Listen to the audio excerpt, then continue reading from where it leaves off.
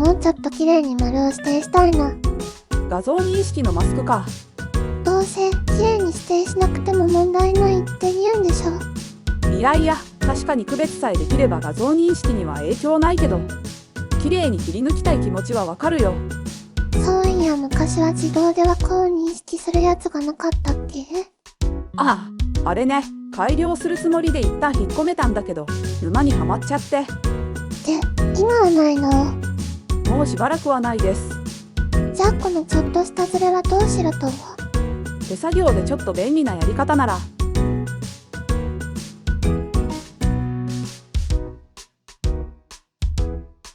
丸い部分だけ残したい。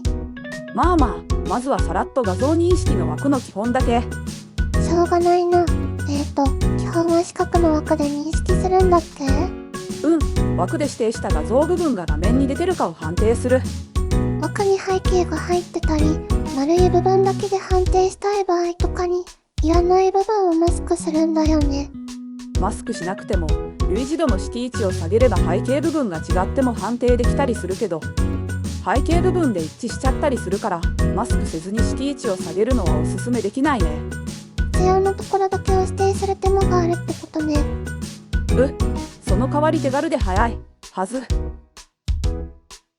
綺麗に切り抜くには拡大してペンで塗れって言ったら怒るよ。ああ、拡大は大事だね。長押しすると枠に注目しながら拡大するよ。で、例えば丸なら、一旦枠全部をマスクして円で消して出来上がり。細かく成形するなら、最近できるようになった直線で削ったり調整してもいいし、もちろん自前でペンでいじってもいいよ。毛が滑ったら元に戻す。でも1回しか戻れないから注意して。待って、だいぶ待って。はい。まず、その体勢は何なの？手が滑らないようにスマホをちゃんと置いて、左手と右手の人差し指で押してる。拡大ボタンの側足はこのサインとして、2本指2本指は枠の調整にも使えるし、マスクだと図形で一気に塗れるよ。両手でやるのは、指1本ずつ動かすときにずれないからなんだ。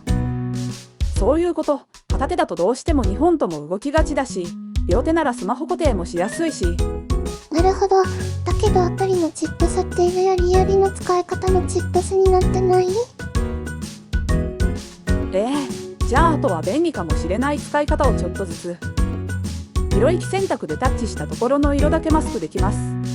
これ、逆にマスク解除にも使えるから、認識したいものの色だけ残すこともできるね。右側のボタンで小さい四角を押すと、枠の色を変えられます。色には関係ないけど、認識に使うのはあくまで枠の内側で、枠線部分は含みません。あとは枠関係でちょっとだけ。枠の大まかな調整は2本指で、縦だけ、横だけ変更もできます。細かい調整は上のプラマイボタンで1ドットずつずらせるよ。プラマイボタンはドラッグすると距離に応じてずらせます。でもこのプラマイ、横画面にすると思ってたところと逆の辺が動いたりするんだよね。今回はここまでです。今後のお知らせとして、そろそろチップスも切れてきたので、徐々にマニアックな使い方の話になるかもしれません。最初からマニアックな話じゃなかったっけ？